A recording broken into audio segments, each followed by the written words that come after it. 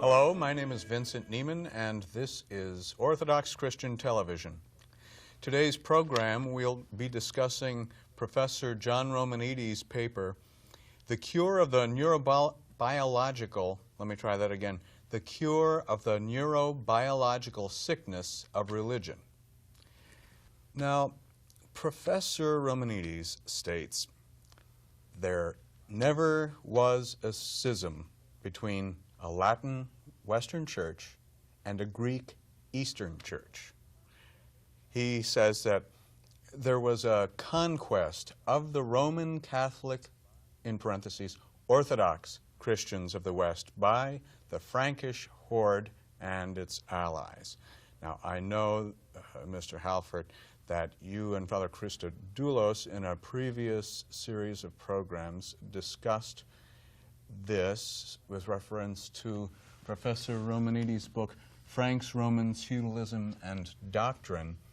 But for our new viewers, could you give us a brief summary to catch us up so we can proceed with this program? Okay.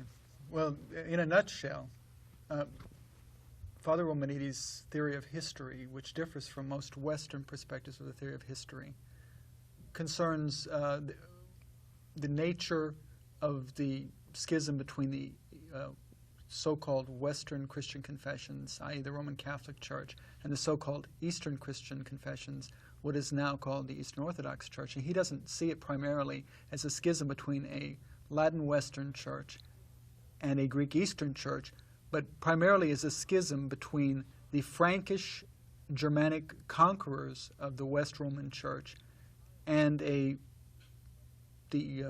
entire Roman Church, the West Romans and the East Romans. And then the imposition of what became Latin Christianity upon the West Roman Church, and the destruction of the Orthodox Eastern Church or the Orthodox Western Church. And he was saying that this imposition came from the Franks? That's correct. I see. Yeah, if I can interpose here, I think what Professor Romanides' point is he's trying to get back to the cause of the schism that occurred in 1054.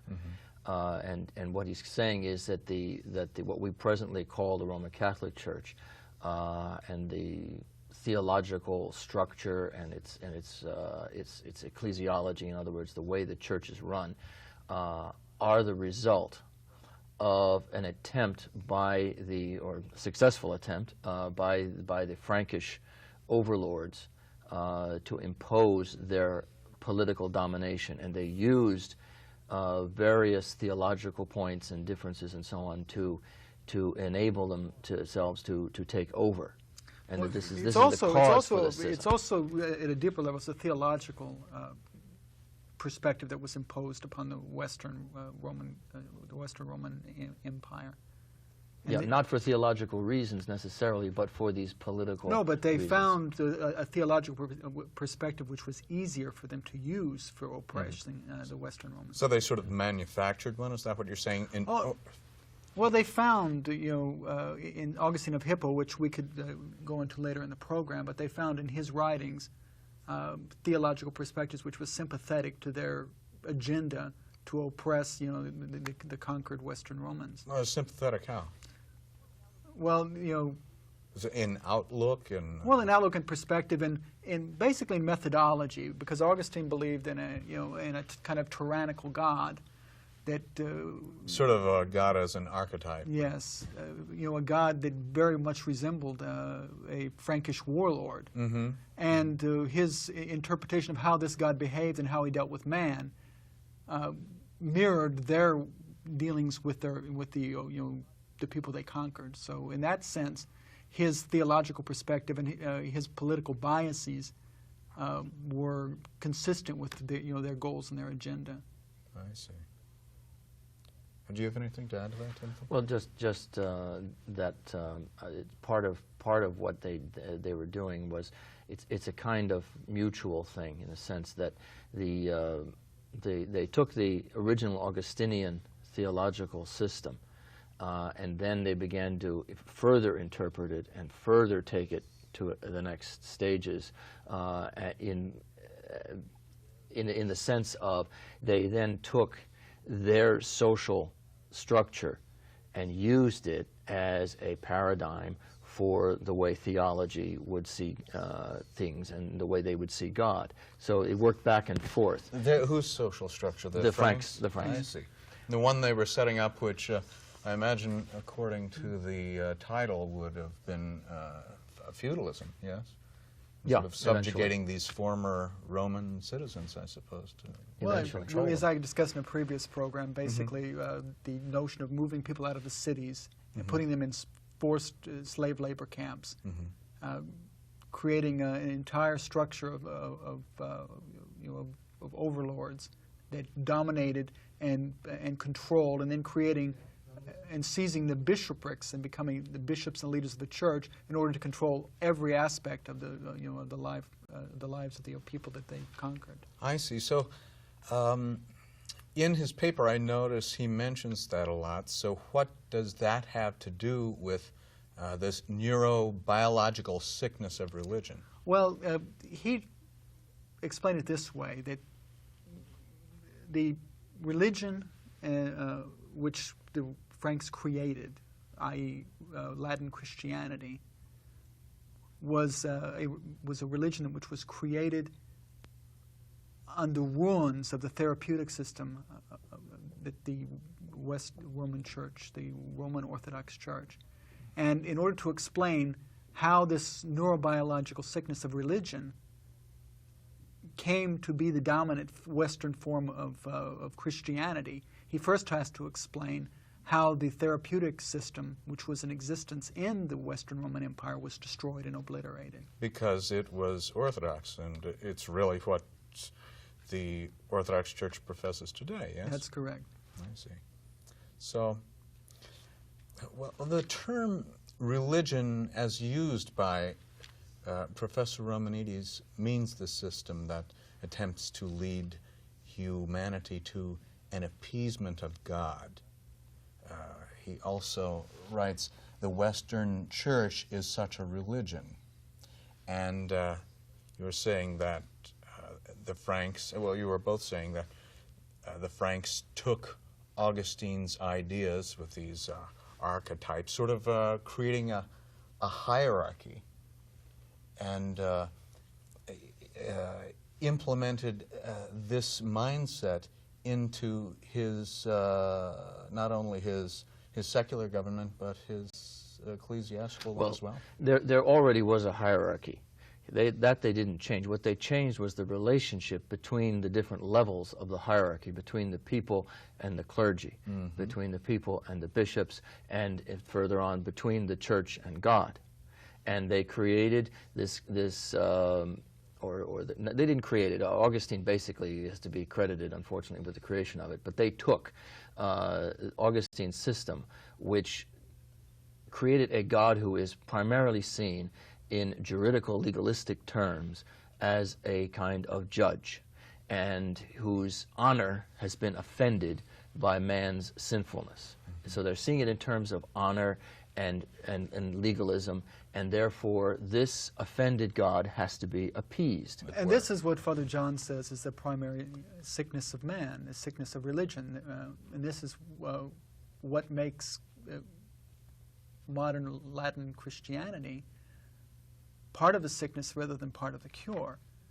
I think we first need to define terms, of course, so the audience understands what Father John means by sickness of religion, before we can go on then to elaborate how Orthodox Christianity, as expressed by Father John, is not, under the definition, a religion. And it is more of a therapy? I see. So the Church is a cure for this sickness. Well, would you care to define? Well, I have a short, brief definition which we can discuss, and Father John has his own definition that we can read in a second. It's much longer, but I think just to give a nutshell, so we have a kind of foundation on which to build. Religion is a sickness because it is self-generated. It is man's attempt to appease God using himself as a point of reference. It clouds reality. It is not based on revelation or the experience of God, or on the methodology of those who have attained the vision of God, or as the Eastern Fathers call it, theoria, but on the systems imposed on God by man, with man's reason as its center. That sounds like Neoplatonism. Yes. And humanism also, Yes. yes? And this is what Father John, in a nutshell, means about religion. It's man's attempt to appease God through his own effort. Now, people will say, well, what's wrong with man trying to appease God? The central problem with man's attempt to please God is that we create all the reference points. It's not based upon revelation. It's not based upon what God has communicated to us. It's based upon our own perceptions, our own projections of what we think God wants us to do, upon what we think God expects of us. From our own feelings and our own way of looking at the world, because of this system of laws and this juridical approach you were talking about, and our own sense of honor and being wronged and so forth. And you're saying that this is sort of a Western mutation of what? Well, in its heart, it's paganism. I mean, you think about the paganism in all of its varied forms. I mean, from the most grotesque, human sacrifice, to its, more urbane and more educated, the Greek classical philosophers, Plato, Aristotle, and the Neoplatonists like Plotinus and these others. All of it is basically man's projection, man's attempt to try to understand God using his intellect, using his powers of reason, using his limited experience of reality.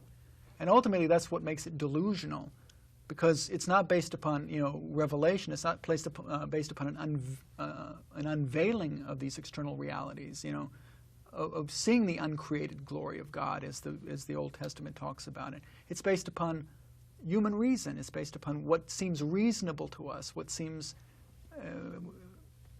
within the realm of human expectation. It seems as though God has been created in the image of man, yes, as opposed to the reverse of that. And of course, the problem with that is that, as everybody knows, Christianity teaches that man is in a fallen state. So what it is doing is taking man's fallen state, his perception of that, his sense that it's the ultimate reality of his situation, and assuming that that's the way the universe actually is and should be. Sort of making a cult of that. Well, it in effect the kind of egotism. Well, man's own egotism, but it does that, but it does it in a strange backhanded way, by in fact making man appear more guilty than he actually needs to be, so that you can therefore oppress him with feelings of guilt, and then this appeasement thing starts. It's easier to control them. But it's also easier it's also easier to appease God, because if you have a limited set of expectations, this is what I must do to appease God. The pagans believed that by human sacrifice, that somehow that was going to appease the gods, and then they were going to get the desired result. Good crops, favorable weather, the love of their life, or whatever. That by performing these external acts, that somehow then the gods are going to be indebted to you in some way, and then like a quid pro quo, they were going to give you in return something for what you've done. And that all of us is delusional, because God is completely outside of human expectation, and he's not bound by us in any way. I mean, he can behave as a complete free agent and do whatever he chooses. And that's what, in a sense, makes religion a sickness, because ultimately, nothing we can do can please God, because God is beyond all notions of being pleased or appeased. He transcends all human. Or being displeased. Or being displeased. He transcends all notions of mutability, of changeability. I mean, God doesn't change. He's not happy one minute and unhappy the next. He's not angry with us one minute and then, joyous with us the next. That God is outside all human understanding, outside all human experience.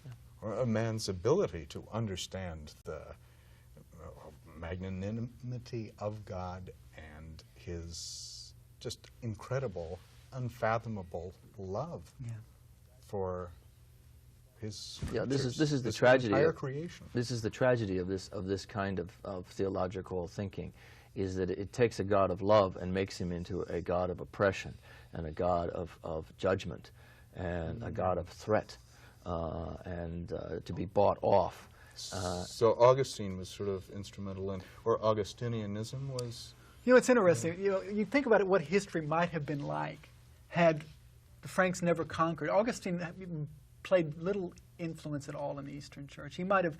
His writings might have died in obscure death had the Franks not happened upon them.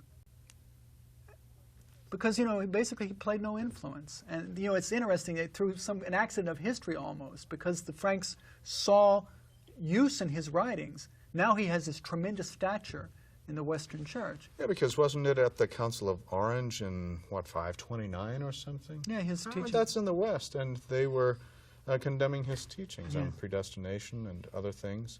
And so it was just, what, historically, chronologically speaking, a couple hundred years later that the Franks. And it's interesting, some of his most virulent teachings, the ones, you know, double predestination, you know, where some people are chosen before eternity to go to hell and to suffer eternal torment. You know, even the Latin Church rejected many of these doctrines because they saw them as too severe. But, you know, the irony of it all is that when the Protestant Reformation began, you know, Martin Luther and John Calvin and these people suddenly rediscovered much of the writings of Augustine and began to reinterpret the Bible through his lenses again. And some of the teachings which the Franks had even rejected as too severe, they embraced and took to their own heart.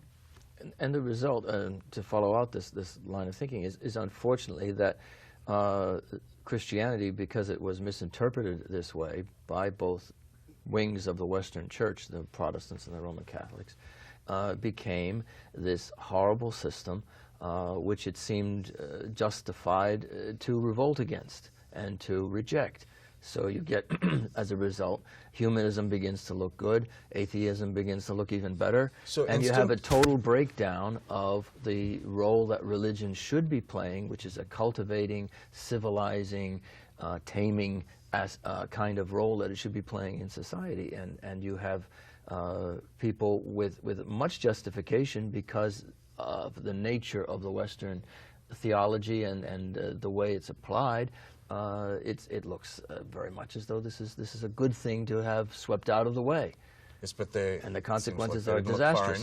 Right. And the consequences are disastrous. The East has, fortunately, until Western influences began to come in the last 500 years, the East was free of many of these problems. You didn't have this misinterpretation of Christianity. You didn't have it interpreted this way. And this, as I say, it begins with Augustine, and then it begins to build once Charlemagne, who is the most famous of the Frankish kings, takes his system and begins to really apply it, not him directly, but his theologians, and it begins to gather momentum in the West and begins to be used. And it leads to a whole series, a whole system of mistakes. And it's interesting because the scriptures themselves, if you look at the scriptures, there are many passages in the scriptures which seem to say these things. And see, that's the irony about it, is that, that if you look at the scriptures and you read them critically, if you read them through the lens of the fathers, you don't find these teachings in the Bible. The fathers, tell the viewers which the fathers fathers, you're talking about. I'm talking about the Eastern fathers, the fathers of the, you know, what became the Eastern Orthodox Church, you know, men like the Apostolic Fathers, Ignatius of Antioch, Polycarp of Smyrna, whose writings are available if anyone wants to read them. And you see that sort of unbroken consecutive and if you read these men's writings, you know, like John Chrysostom, you know, who's written many biblical commentaries. I mean, there's a whole set put up by Erdman's Press of 38 volumes, which contains, you know, just a small portion of the writings of the fathers. You know, if people are willing, you know, to begin to investigate and read them. But these, if you read these writings, the Christianity that they talk about is a therapy system. It's not this oppressive system of subjugation where we must appease this angry God. And they sort of used the scriptures as a almost a medical handbook as to how to administer this cure, yes? Yeah. Timothy, would you read this quote from Professor Romanides' paper, which really supports what you just said? And it's rather long, so bear with us here. What he says is that religion is a sickness with a specific cure is known from the tradition of the Old and New Testaments. However, that this sickness and cure exists in the Bible is known only to those who know that it is there and know how to use the Bible as a guide to the said cure. For this reason, the Bible is a closed book to all others, even to most Jews and Christians today. This means that Jews who accept the Old Testament alone, or Christians who accept both the Old and New Testament, yet are not in the process of being cured under the guidance of one already cured, in other words, one already glorified. And he gives a biblical reference here of 1 Corinthians 12:26. These people who are not under the process of being cured automatically and unknowingly distort these books of the Bible into supports for the sickness of religion, rather than its cure. Many such students of the Bible become fundamentalists, and at times quite dangerous.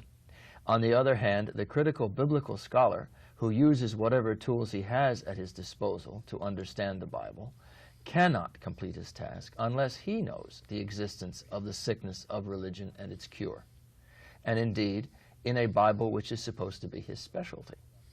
This holds especially true for those Orthodox scholars, in quotes, who do not know that an Old and New Testament term for theosis is glorification. It's an awful lot of That's an awful lot to swallow at once, and we're going to hopefully discuss this in a little more detail.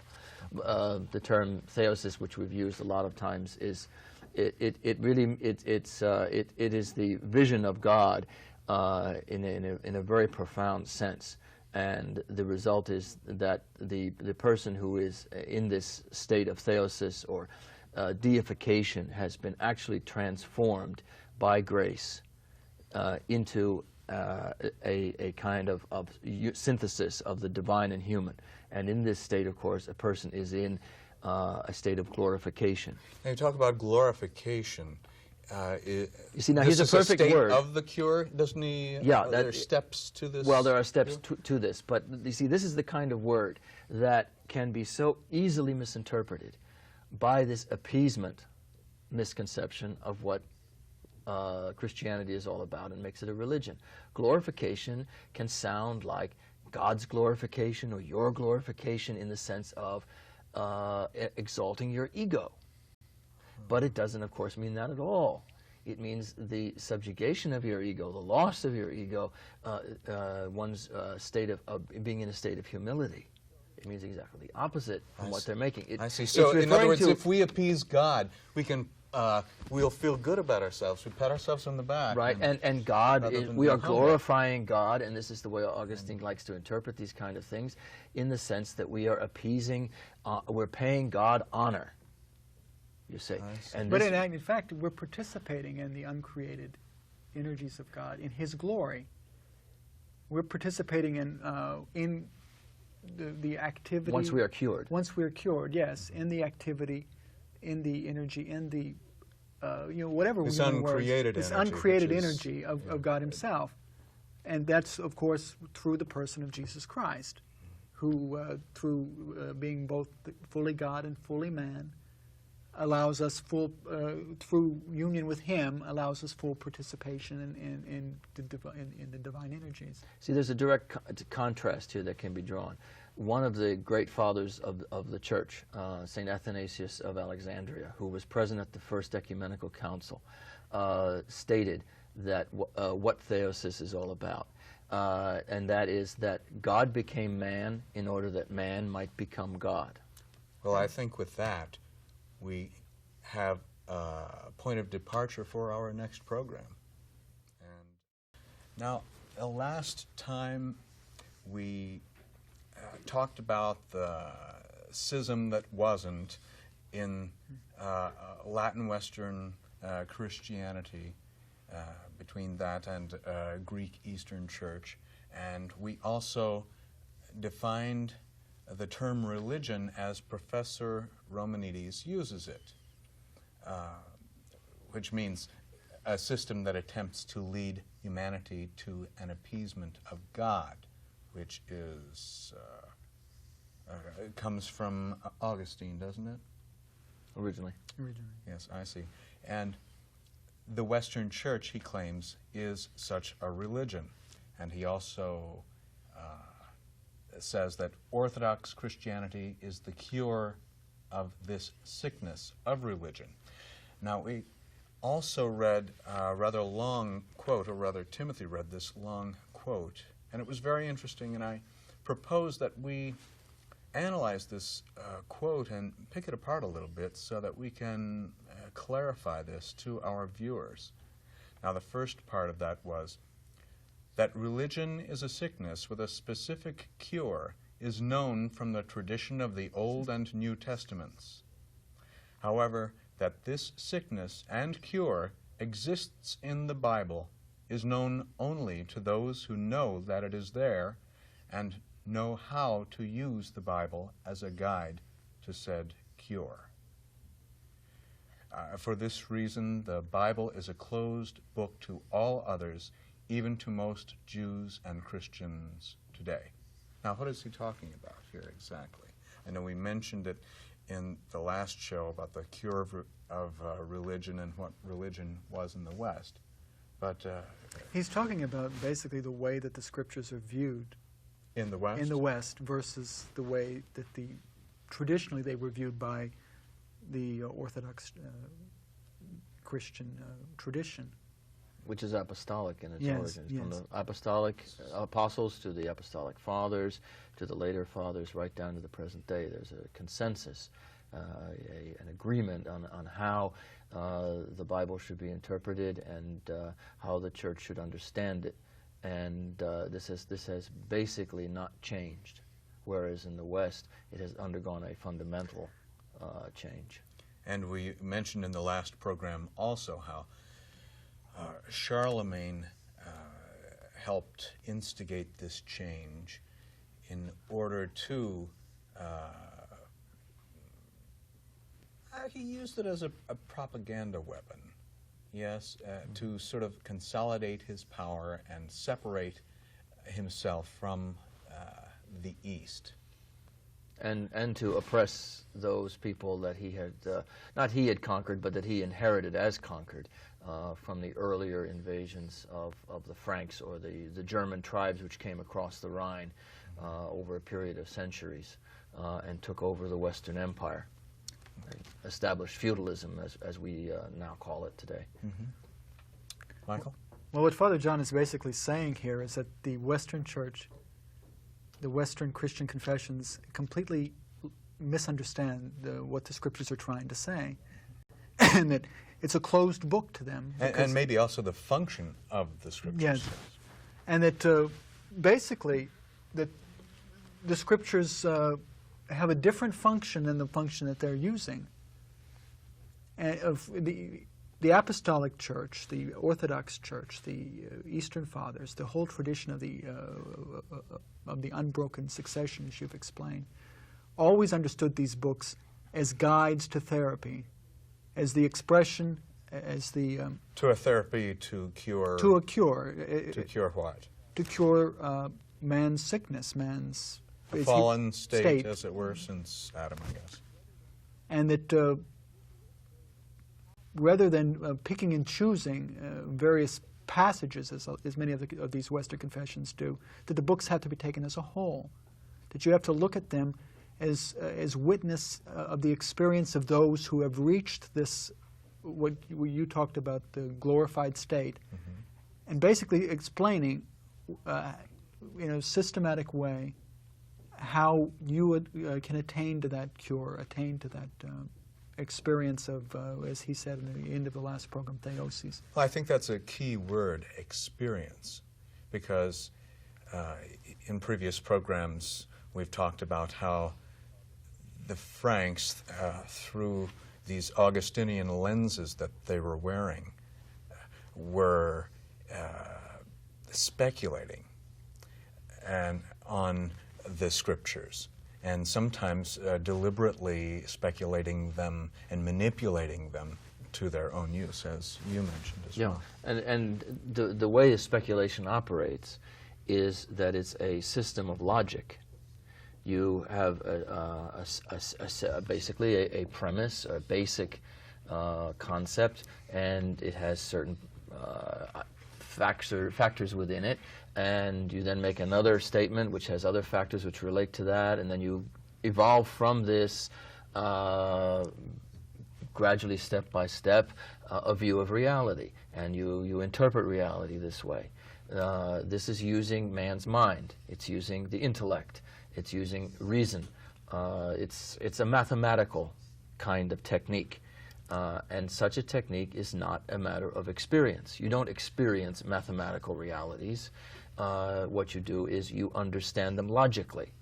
So it's a subjective, egocentric interpretation. Well, that's another whole aspect. That's another whole aspect of the thing. But in understanding reality like this, what Professor John Romanides is trying to say is, as he says here, that the only way you can understand the Bible or Christianity is under the guidance of one already cured, glorified, not by means of either a church authority or your own private interpretation, following some sort of logical rules of necessity. You have to experience and be transformed, be changed, be deified, in other words, what the Bible refers to throughout as glorification. You have to be glorified. And see, that's the difference. Then you can between, understand things. That's the difference between the Western understanding of revelation and the Eastern understanding, or the Orthodox understanding of revelation. Revelation is, the experience comes first, the experience of theoria, the experience of the vision of God, and then came the writing down of that experience. I mean, Moses was up on the mountain in the presence of God, obtaining the Ten Commandments, and then he came down from the mountain and wrote the book. You know, we don't believe in this kind of robot-like inspiration where, you know, God goes and he picks a person and then he literally sends them out like a robot and then puts words in their mouth and has them mouth those words. As an oracle would. Yes, as an oracle would. In fact, if you read any of the Old Testament writings, they presuppose a pattern of purification before illumination. The prophets were purified. They had this vision, and then they began to describe this vision in limited human words, so that to try to express this experience which was beyond their own capacity to communicate it. And this process of being purified is a process of transforming human nature by means of its union with the divine. Yeah. Because the divine is, of course, so pure that we can't even begin to conceive how pure it is. And once it comes in contact with our fallen nature, which the fall created the impurity, and what we're talking about by impurity, we mean mortality, corruptibility. We're not just talking about a kind of moral impurity. We're talking about something much, much deeper that reaches human nature in all its aspects, the physical, the psychological, and the spiritual. And if those three elements, all of them, are brought into contact with the divine, they are inevitably going to be transformed if they are willing to be transformed. And Jesus Christ showed us how. Not only showed us how, but he is in fact the transformation. And by our contact with him, we are transformed. And this is an entirely different concept of the relationship between man and Christ than you have in the West, which has this appeasement kind of thing. And in the Eastern sense, the Orthodox sense, this glorification is a change in human nature because of its contact with the divine. In the West, there really isn't a change. You're left in basically the state in which you're found. You're just forgiven for being there. And so Well, it what the becomes a lot Protestants easier. call imputed righteousness. You don't attain the righteousness of Christ. It's imputed to you. It's like it's stamped on you, or it covers you, so that when God looks at you, He doesn't see you; He sees Christ. And many Protestants explain, their theory of redemption based upon this notion of imputed righteousness, because they themselves realize that, according to their own standards of appeasement, they do not measure up. So they say, well, how can God save us if we fail to appease Him? So then they say, well, Christ, His righteousness now has been imputed to us, and therefore now, because we are being covered by Christ, when He looks at us, now He sees Christ. And I've heard many Protestants explain it this way. I mean, this is silliness, and according to the Eastern Orthodox understanding. Yeah, it's as if you were wearing a mask instead of being really you. Well, that's why he calls the Bible a closed book, from the viewpoint of these Western Christian confessions and Jews. It would be sort of like going to a doctor or a hospital emergency room, and the doctor says, take off your clothes, put on this gown. And then the doctor never comes back because you're not cured. Yeah, and this is considered to be your You've arrived. your visit. You'll be all right yeah, now. Yeah, just because you've changed your clothes. Well, let's go on with this quote, unless you have something else to add. Okay, this means, as we were saying before, for this reason the Bible is a closed book to all others. This means as a guide to the said cure. For this reason, the Bible is a closed book, and this also means that the Jews who accept the Old Testament alone, or Christians who accept both the Old and the New Testament, are yet not in the process of being cured under the guidance of one already cured. In other words, glorified, and automatically and unknowingly distort these books into supports for the sickness of religion rather than its cure. Yeah, the sickness of religion. I mean, this is one of his central points, that there is this mistake that is made by fallen man of taking his present state and projecting it onto God, and this present state is a sickness of taking something which is in this world and trying to interpret something which is totally different and has to be, if it's going to transform what's in this world and save it and cure it, and it leaves it the same.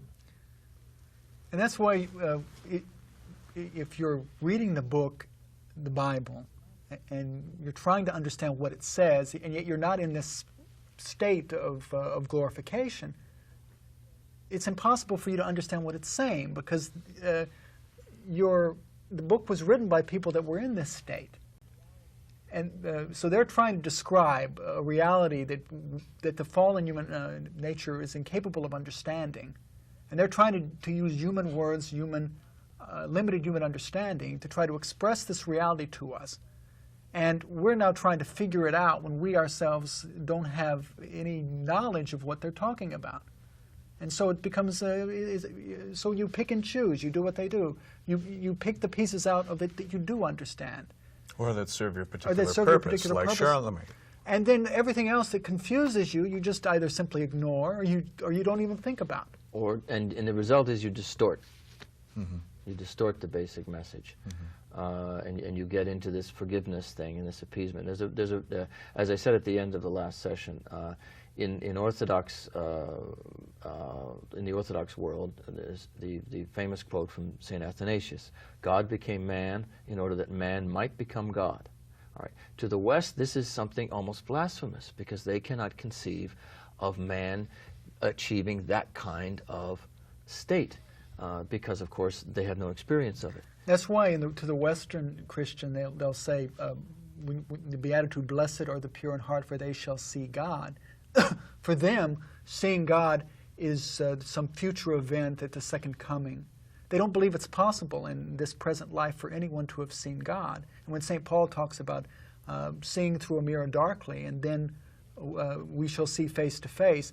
They don't believe that that experience of seeing God face to face is possible this side of the second coming, this side of the resurrection. And even then, they interpret it as being God is here and you're here. You're still separate. Whereas seeing God in the Father's terminology is theosis. Theosis, seeing God. But this means not looking at God, but in effect being united with God.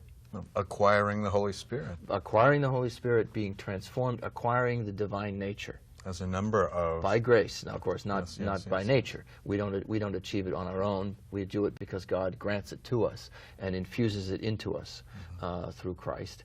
And this is what is the state of glorification.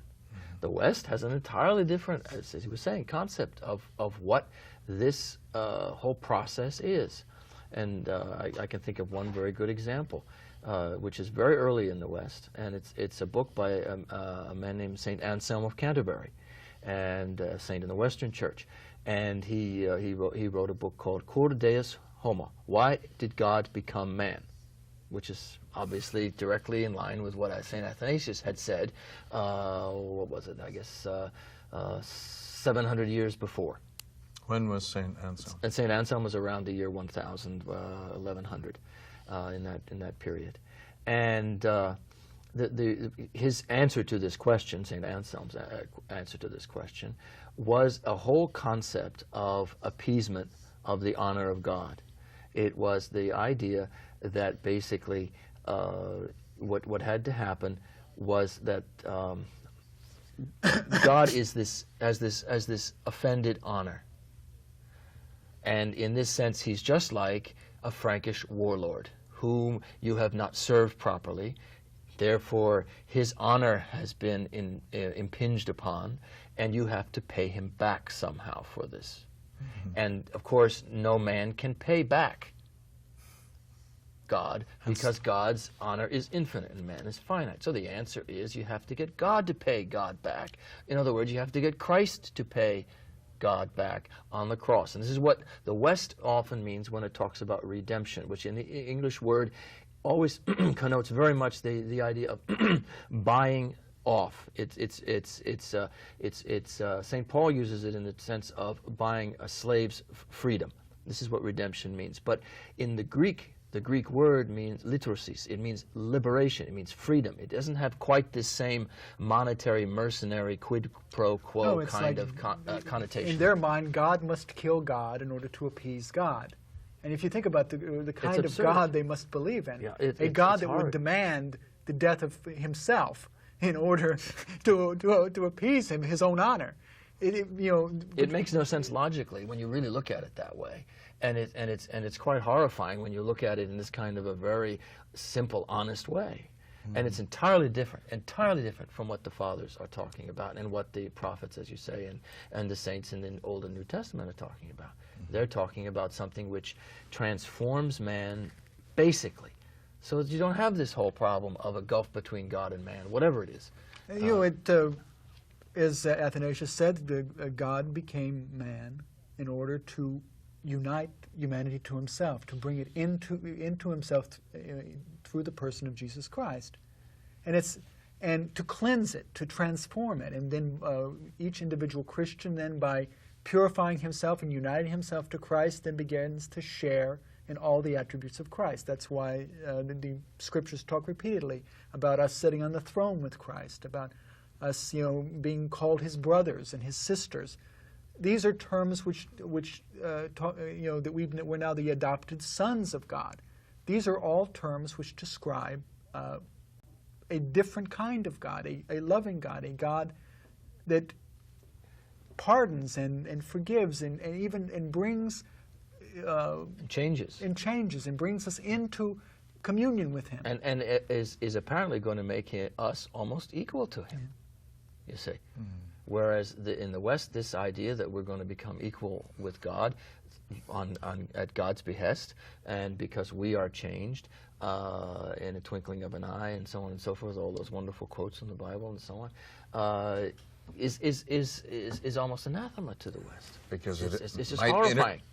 Because it also interferes with their political agenda. Well, this is originally what it did, but nowadays, of course, the political agenda has been completed, and they have other little agendas, unfortunately, in mind, and of keeping people, unfortunately, within the control of their religious systems, not politically. And so they use this idea to create a kind of a gap for man with guilt.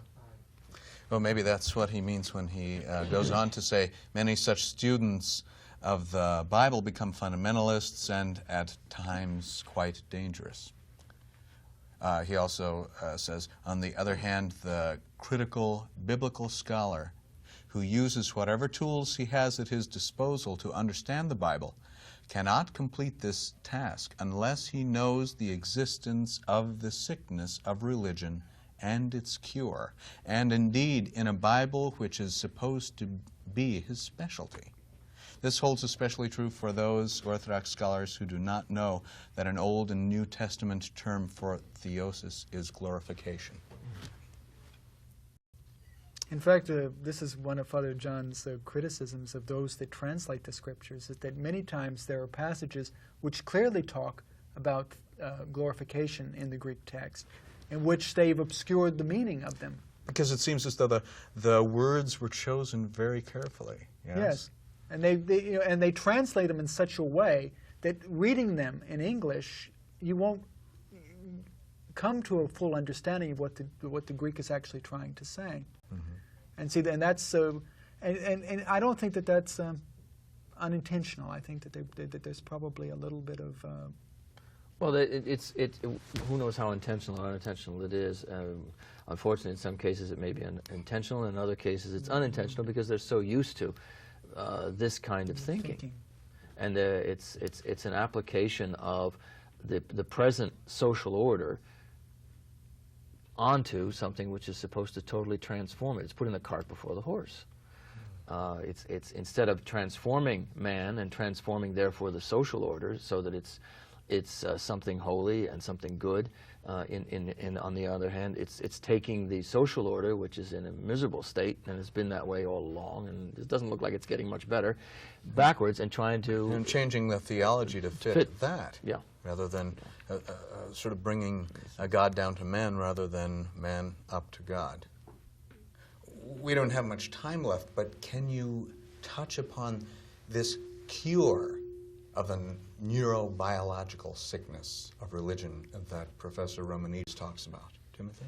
Well, he mentions that there are basically three stages. The first stage is purification, the second stage is illumination, and the third stage is this glorification. And again, there's a definite difference in the way the West would conceive of a cure and the way the Orthodox East conceives of it. In the Orthodox East, it requires man's participation and active effort. In the West, thanks to Augustine and his theological system, there is only the concept that man is a kind of passive recipient of grace and isn't worthy to participate, in their view, radically unworthily to participate in the cure. In fact, the staunchest Augustinians, the most extreme Calvinists, would say that man is incapable of participating in his own salvation. He's too degenerate. Yes. Well, with that, I'd like to thank you, gentlemen, Mr. Timothy Fisher, Mr. Michael Halford, once again for joining us to discuss Professor John Romanides' latest essay entitled The Cure of the Neurobiological Sickness of Religion. I'm Vincent Neiman, and this is Orthodox Christian Television.